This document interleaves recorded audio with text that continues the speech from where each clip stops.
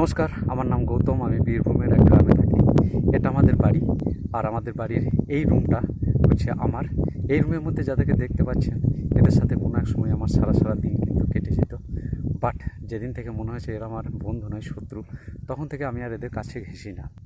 এই রুমের এই যে পাশের এই যে রুমটা রয়েছে, এই রুমটা হচ্ছে আমার ভাইয়ের। তাকে এখন বিশেষ কারণে বাইরে থাকতে হয়, তাই আমি দিনের যতটা সময় এই বাড়িতে থাকি তার বেশিরভাগ সময়টাই আমি এই রুমে থাকি। এইটা হচ্ছে আমাদের ছাদ। এই ছাদে কোনো এক সময় 300-রও বেশি টব ছিল, প্রায় 350 বা 350 প্লাস হয়ে যেতে পারে। বাট হনুমানকে দিয়ে সেই সমস্ত টবগুলোকে কিন্তু ভাঙানো হয়। একদম আপনারা ঠিকই শুনছেন, ভাঙানো হয়। হনুমান পরোক্ষ, যার জন্য আমার আর ফুল গাছ লাগানো হয় না। তাছাড়া কোনো এক সময় এই পুরো ছাদ জুড়ে প্রচুর ফুল গাছ থাকতো। গ্রামের এবং গ্রামের বাইরেরও লোকজন এসে দেখতেন যে আমি কী ফুল গাছ লাগিয়েছি। আমি একটা দায়িত্ব পেয়েছি আজ থেকে প্রায় 18 বছর আগে। সেটা হচ্ছে গিয়ে বাচ্চাদেরকে কিছু শেখানো। তো ওরা কিন্তু আমার বেঁচে থাকার বা ভালোভাবে বেঁচে থাকার, সুস্থভাবে বেঁচে থাকার অন্যতম একটা রসদ হচ্ছে সেই বাচ্চাটা।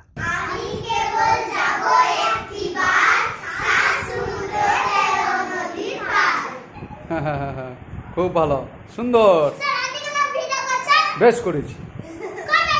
আমার ফোন আছে, আমি করব। এখন আমার একটা নেশা রয়েছে, সেটা হচ্ছে গিয়ে সময় এবং সুযোগ পেলে ঘুরতে বেড়ানো। আমার ঘুরতে বেড়ানোর এই হচ্ছে আমার প্রধান সাথী। আমি কখনো কখনো একে নিয়ে এইভাবে একা একা বেরিয়ে পড়ি, আবার কখনো কখনো এরা আমার সাথে যায়। আবার আমাদের একটা দল রয়েছে, আমরা সবাই মিলে এইভাবে 4 চাকাতেও বেড়াতে যাই। তো এই হচ্ছে আমার একটা ইন্ট্রো। এখন আমার এই চ্যানেলের ইন্ট্রো, আমি কেন এই চ্যানেলটা তৈরি করেছি বা আপনারা এই চ্যানেলে কি দেখতে পাবেন সেটা বলি। তো আমার চ্যানেলের ইন্ট্রো দিতে গিয়ে আমি এটাই বলবো যে আমি কিন্তু খুব একটা বলিয়ে কইয়ে নয়। তার জন্য আমি আমার মনের কিছু কথা বা চ্যানেলটাতে আপনারা কি দেখতে পাবেন না দেখতে পাবেন সেই জিনিসগুলো বলার জন্য আমি বলতে পারেন যে মনের মাধুরী মিশিয়ে আমি কিন্তু আমার একটা ডায়েরিতে লিখে রেখেছিলাম। তো সেই কথাগুলোই আপনাদের সাথে এখন শেয়ার করব। উঠছি, বসছি, খাচ্ছি, দাচ্ছি, দিচ্ছি কোলগেটের স্মাইল। ভিতরে কি চলছে তুমি কি জানবে ডার্লিং, উপরটা তো আমার ফেক প্রোফাইল। আর জামার উপরের দিক থেকে 3 নম্বর বোতামের বাম দিকে একটু গভীরে এক ছোট্ট কুটুরিতে রয়েছে আমাদের সবার আসল প্রোফাইল, যেখানে জমা থাকে অনেক গান, অনেক গল্প, অনেক কথা আর অনেক ব্যথা। সময়ের সাথে সাথে যাদের সাথে হয় আমাদের পরিচয়, তাই আমার মনের মধ্যেও যেগুলো জমে রয়েছে সেগুলোর সাথেও আপনাদের পরিচয় হবে আমার এই চ্যানেলের মাধ্যমে, চ্যানেলের ভিডিওগুলোর মাধ্যমে। এই চ্যানেলের মাধ্যমে আমি আপনাদেরকে নিয়ে যাব কাছে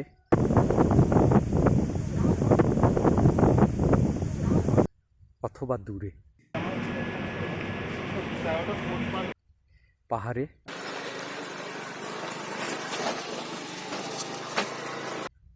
আর পর্বতে, সিন্ধুতে, এবং অবশ্যই একটি ঘাসের ডগার উপর একটি শিশির বিন্দুতে। অর্থাৎ প্রকৃতি যেখানে থাকবে, প্রকৃতির সৌন্দর্য যেখানে থাকবে, আমি আপনাদেরকে সেখানে নিয়ে যাবার চেষ্টা করব।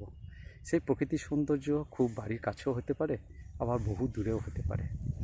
তবে ভ্রমণ মানেই কেবল বাইরে বেরিয়ে পড়া নয়, ভ্রমণ মানেই বহু দূরে চলে যাওয়া নয়। ভ্রমণ হয় কিন্তু মনে মনেও, আবার ভ্রমণ হয় ঘরের কোণেও।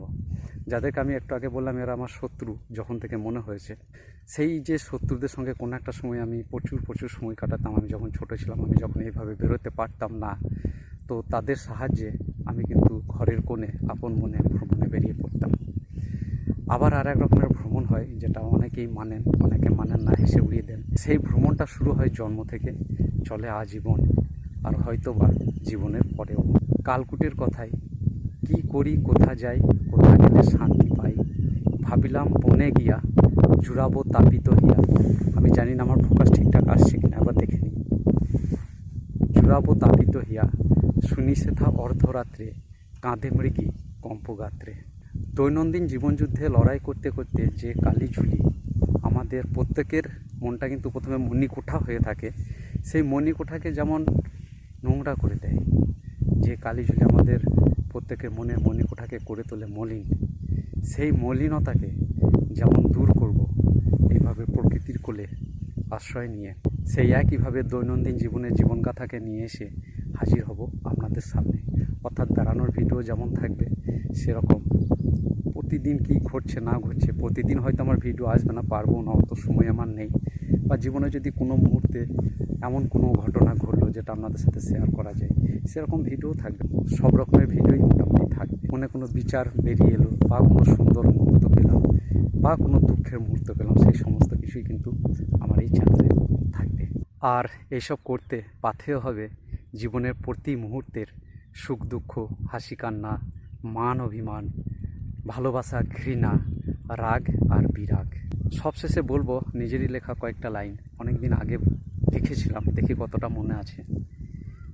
সময়ের সরণি বেয়ে এগিয়ে যাব যতই, রামধনু রং বিনি সুতোই মালা গাঁথব ততই, নিয়ে যাব দূর সুদূরে ওই মেঘেদের ঘরে, নিয়ে যাব এক দুপুরে মরা নদী চরে, হয়তো কোনো এক নিমেষে সুখ সজনীর পাবে ডাক, হয়তো কোনো এক নিমেষে দুর্জয় দুঃখ দেবে হাঁক।